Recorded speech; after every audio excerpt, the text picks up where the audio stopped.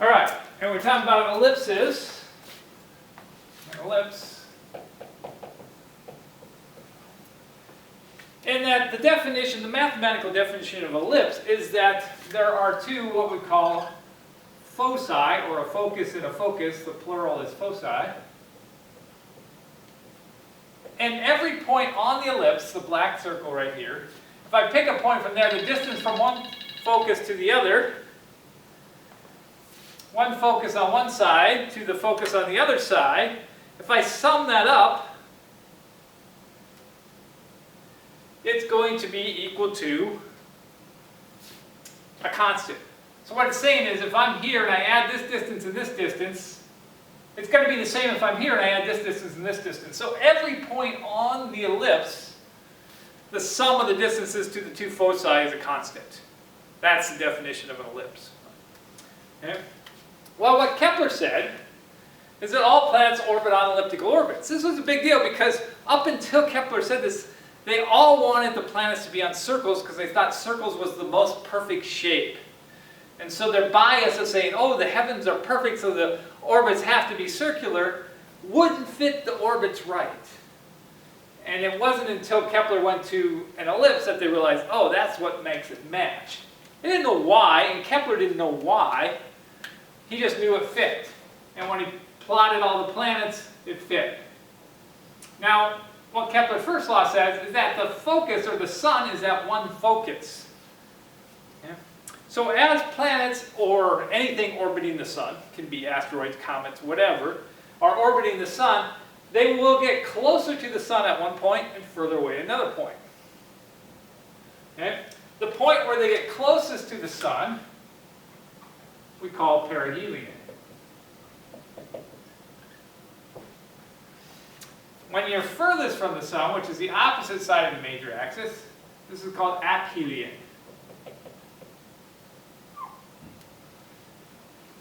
So, these are very specific points in the orbit of a planet. Now, at perihelion, when you're closest to the sun, well, the Earth is in elliptical orbit going around the sun. We're closest to the sun actually in January, around the 1st of January each year, is when we're closest to the sun. Obviously, being closer to the sun is not going to give us warmer weather because that's when we're in the middle of winter.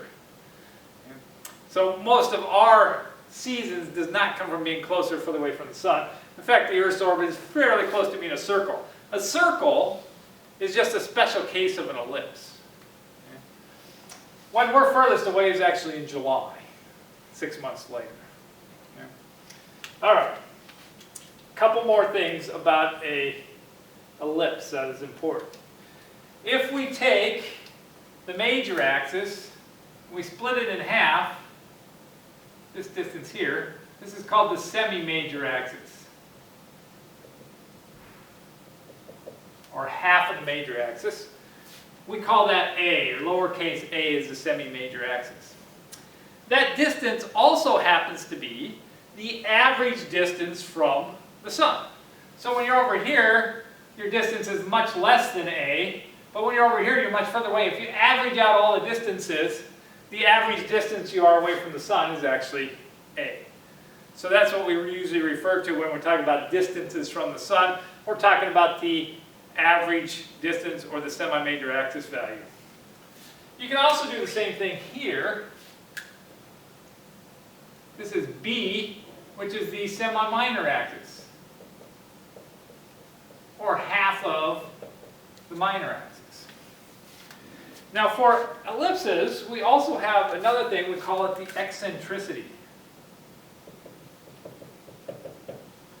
or how eccentric an ellipse is. And eccentricity says E squared is equal to 1 minus B squared over A squared. And so what that means is that this is a measure of how flattened your ellipse is. For example, you can have an ellipse that goes like this, or you can have an ellipse like this. Those are both ellipses. And so this eccentricity is a measure of how flattened out the ellipse is. So if you look at this is a ratio of B over A, right? What if A and B are equal, that means the focus, or the foci, are both exactly in the center. That means you're in a circle. But if B and A are equal, then this becomes 1. 1 squared is still 1. 1 minus 1 is 0, and the eccentricity is equal to 0. So if eccentricity is equal to 0, you are in a perfectly circular orbit. What if I went the other way around, and I left B the same size, but I made A an infinite distance away? Essentially, I took this focus and I shot it out to infinity. What happens to this equation right here?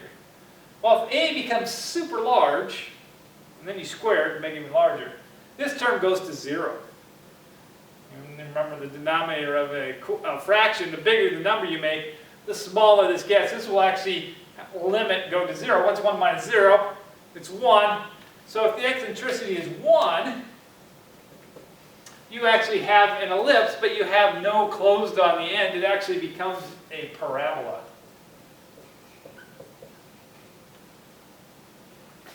So the eccentricity of all orbits is greater than or equal to 0, but less than 1. Because if it gets to 1, then you aren't a closed orbit anymore, because it would take you an infinite amount of time to come away.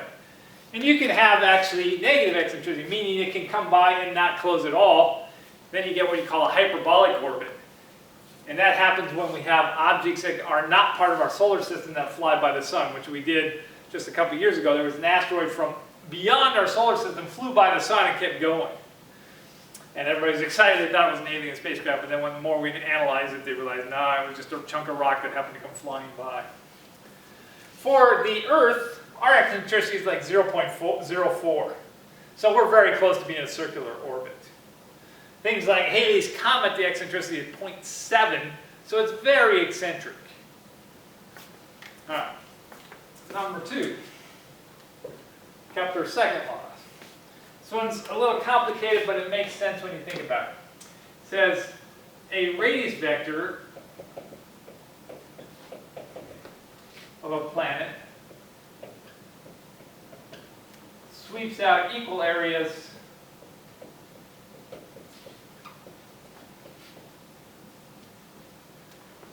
in equal times.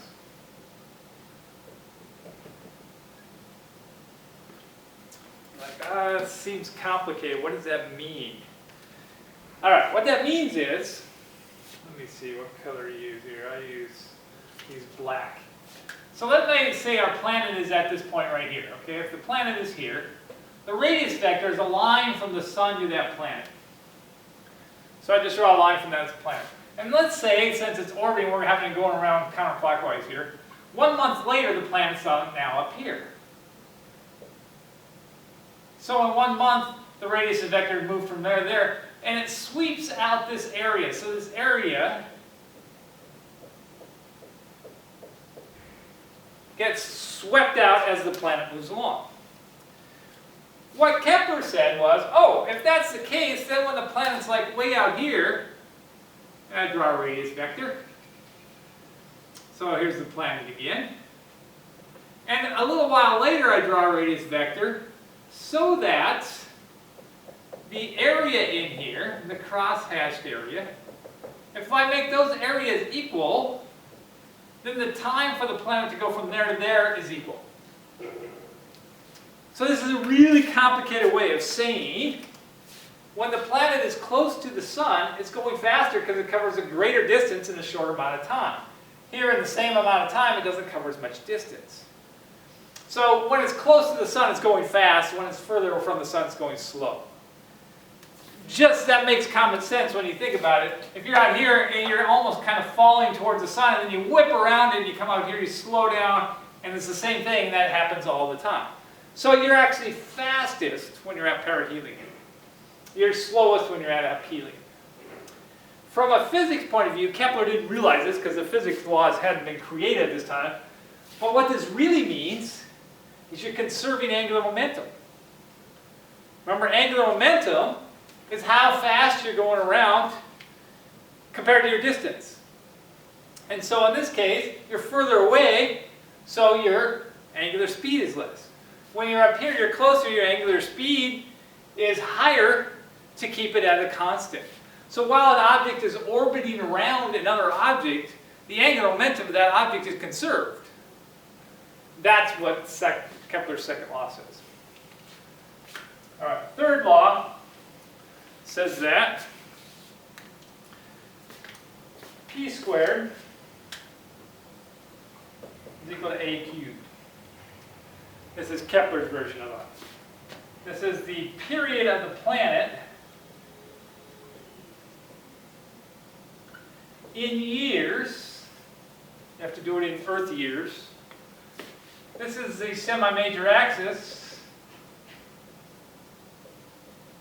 And you have to do this in AUs, which is in distances compared to the Earth.